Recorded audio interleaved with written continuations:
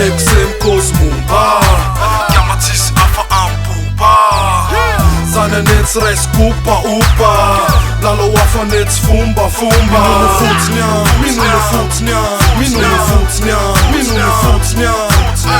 Lany andro se mifosafosa Chiama kiasy fatsy fozafoza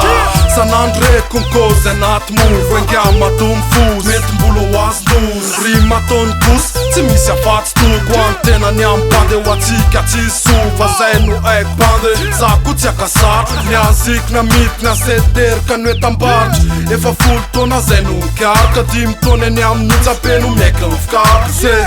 farina mitata eo ambody mika ny MC Beno milaza tsy mikifa Magaka nefa hainy tsenjerony riks Tena tsipiko ny ato tsisy disy La fery tany tempo matose romotra Zany tompom-pande fa maniny se sositra Zay tiako nataoko eto papa tsisy afo Bombo clat Reksem Kozmumba Chiama tsisy afa ampopa Zany anetsy raisikopa opa Lalao afa anetsy fombafomba Minono fotsiny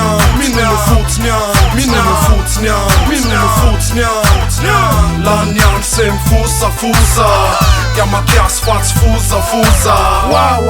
Mivoaka eny amony nazomena tsiny ony Fa enjana ny tony ny rima ataoko ony Ifirany ny tony fa nijobany kosa ambany fotra komony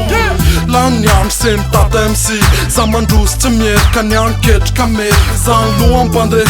Saison terika ny amin'ny tombony drafitra Ny any se biby ny emitra se Tsolamboto anaty rap refa mivoaka Antspika anaty tap tsy mianga solo Matahoatry ny rap satria tsisy atokony Tsy misy afatsy fav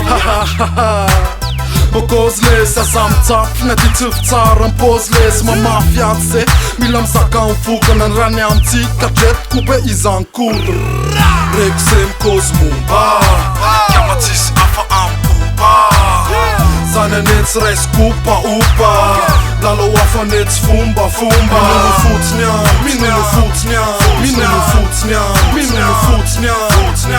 Lany andro se mifosafosa Chiama kiasy fatsy fozafoza Afa mitsony revo Tsy ampy mitsony zezo Tsisy dika antegny Misy fofony eko Bande Kozy reko mazana Oengama ataoko minana Basana hatramizao Sasa miandro foana Nefa ndrevo tsy miovy efa firy taona So tafa mitsony revo Tsy ampy mitsony zezo Tsisy dika antegny Misy fofony eko